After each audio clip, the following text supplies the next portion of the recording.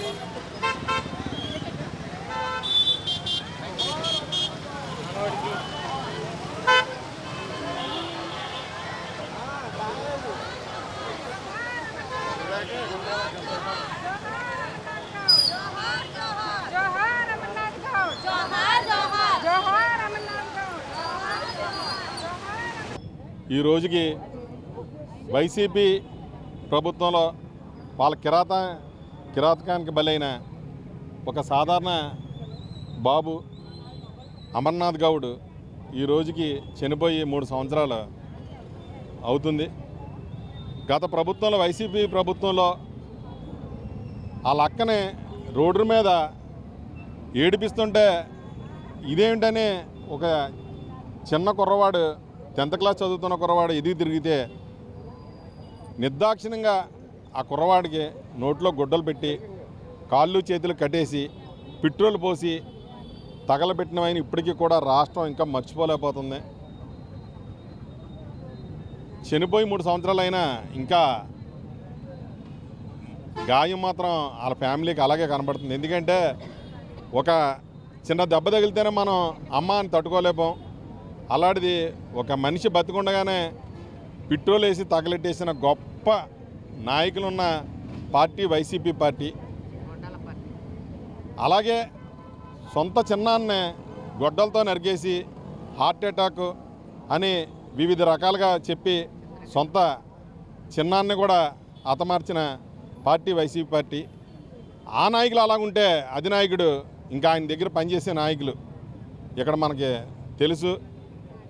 MLC ఇంటికి వెళ్ళి ఒక ఎస్సీ కులానికి చెందిన వ్యక్తిని కారు ఎక్కించుకుని తీసుకెళ్ళి చంపేసి నైటు మళ్ళా పొద్దున్నే అదే ఇంటికి డోర్ డెలివరీ చేసిన గొప్ప ఘనతున్న నాయకులు వైసీపీలో ఉన్నారు.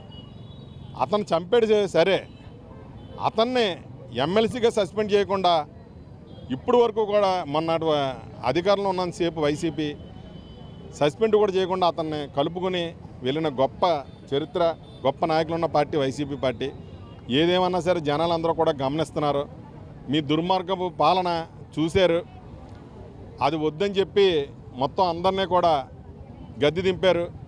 ఎన్డీఏ కూటమిని అధికారంలో తీసుకొచ్చారు. అయినా సరే గత 5 సంవత్సరాల్లో వీళ్ళు చేసిన బాధలు, వీళ్ళ మూలన బలైపోయిన కుటుంబాలు ఇప్పటికీ రోధిస్తూనే ఉన్నాయి. ఈరోజు ఆ అమర్నాథ్ గౌడ్ ఆత్మ శాంతించాలని చెప్పి తెలుగుదేశం పార్టీ తరఫున ఒక మహిళలందరూ కూడా శాంతియుతంగా ఆ కుర్రోడు ఆత్మశాంతి కలగాలని చెప్పి కొవ్వొత్తులతో కార్యక్రమం పెట్టి ఆ కుర్రవాడిని, ఎందుకంటే చాలా బాధాకరం, ఆ రోజు మేము అందరం కూడా చూసాం, బతుకుండగానే పెట్రోల్ వేసి తెగలెట్టేస్తే ఆ కుర్రవాడు గిలగిల ఆడిపోతూ ఈరోజు కూడా మా కళ్ళ ముందు అంతుంది. జనాలందరూ కూడా ఏది కూడా అంత తేలిగ్గా మర్చిపోరు, చరిత్ర ఎప్పుడు అలాగే ఉంటుంది. వీళ్ళు చేసిన దారుణాలు, అలాగే కరోనా టైంలో సుధాకర్ గారు అనే ఒక డాక్టర్, అలాగే తోట చంద్రయ్య అని బీసీ నాయకుల్ని ఎస్సీ నాయకుల్ని ఎంత దారుణంగా హతమార్చి ఒక ఆవేశం, ఇతను ఎంత ఆనందపడ్డాడో మనందరికీ కూడా తెలుసు. జనాలు ఇవన్నీ కూడా గమనించారు కాబట్టే అతన్ని పరిపాలన మాకు వద్దని చెప్పి పక్కకు పెట్టి ఈరోజు ఎంతో అనుభవం ఉన్న చంద్రబాబు నాయుడు గారిని అధికారంలోకి ఇవ్వడం. ఎందుకంటే 53 రోజులు ఆ పెద్ద ఆయన ఇదే సెంట్రల్ జైల్లో పెట్టినప్పుడు కూడా ఇలాగే మహిళలందరూ కూడా రోడ్డెక్కి ఆ రోజు ఎంతో, ఎందుకంటే ఓ పార్టీకి, అలాగే చంద్రబాబు నాయుడు గారు అంటే ఒక అనుభవం ఉన్న వ్యక్తి, అలాంటి వ్యక్తిని ఇలాగా లోపలెట్టి ఇలాగా ఆనందం పొందుతున్నట్టు ఇలాంటి ముఖ్యమంత్రికి ఇలాంటి వ్యక్తిగా మేము ఓట్లేసామని సిగ్గుపడి ఎప్పుడు ఎలక్షన్ వస్తుందని చూశారు. వచ్చింది ఎలక్షను, అతను ఎక్కడ పంపాలని అక్కడికి పంపారు. కానీ ఇంకా మాకు జనాల్లో బలం ఉంది, ఇంకా మేము వస్తాము, మేము తిరుగుతామని చెప్పి కొన్ని దుక్కులు నాటకాలు ఆడుతున్నారు. రాబోయే రోజుల్లో జనాలు అందరూ కూడా గమనించాలి. ఎందుకంటే గత 5 సంవత్సరాల్లో కూడా మనం చాలా నష్టపోయాం. అమరావతి నష్టపోయాం, పోలవరం నష్టపోయాం.